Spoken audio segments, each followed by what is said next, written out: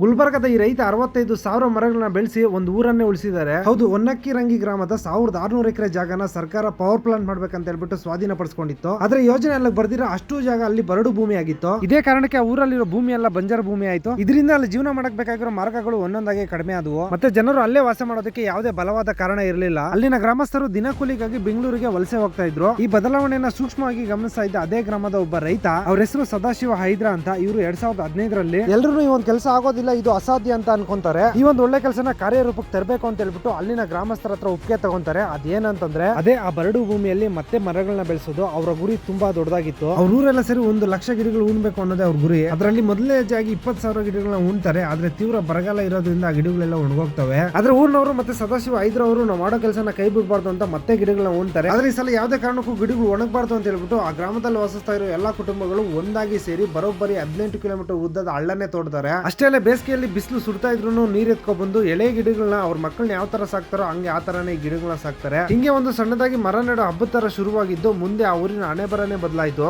ಇವರ ಹಠ ಬಿಡದ ಪ್ರಯತ್ನಕ್ಕೆ ಪ್ರತಿಫಲವಾಗಿ ಇವತ್ತು 65,000 ಗಿಡಗಳು ಗಗನದೆತ್ತರ ಬೆಳೆದು ನಿಂತಿದ್ದಾವೆ. ಒಂದ್ ಕಾಲದಲ್ಲಿ ಗಾಳಿ ಬೀಸಿದ್ರೆ ಧೂಳೆದಲ್ತಾ ಇದ್ದ ಭೂಮಿಯಲ್ಲಿ ಇವತ್ತು ಹಸಿರು ಕಾಣ್ತಾ ಇದೆ. ಅಷ್ಟೇ ಅಲ್ಲ, ಊರಿನ ಟೆಂಪರೇಚರ್ 3 ಡಿಗ್ರಿ ಸೆಲ್ಸಿಯಸ್ ಅಷ್ಟು ಕಡಿಮೆ ಆಗಿದೆ. ಆ ಊರಿನ 1,050ಕ್ಕೂ ಹೆಚ್ಚು ಜನರಿಗೆ ಆ ಊರಲ್ಲೇ ಕೆಲಸ ಸಿಕ್ಕಿದೆ. ಅಷ್ಟೇ ಅಲ್ಲ, ಅಲ್ಲಿನ ಮಹಿಳೆಯರು ಸ್ವಂತ ಬಿಸ್ನೆಸ್ ಸ್ಟಾರ್ಟ್ ಮಾಡಿದ್ದಾರೆ. ಅವ್ರ ಮಕ್ಕಳು ವಲಸೆ ಹೋಗ್ದಿರಾ ಸ್ಕೂಲ್ಗೆ ಹೋಗ್ತಾ ಇದ್ದಾರೆ. ಈ ವಿಡಿಯೋ ಬಗ್ಗೆ ನಿಮ್ಮ ಅನಿಸಿಕೆನ ಕಮೆಂಟ್ ಮಾಡಿ. ಈ ವಿಷಯ ಕರ್ನಾಟಕ ಜನತೆಗೆ ಎಲ್ಲರಿಗೂ ಗೊತ್ತಾಗಬೇಕು. ಆ ತರ ವಿಡಿಯೋನ ಶೇರ್ ಮಾಡಿ.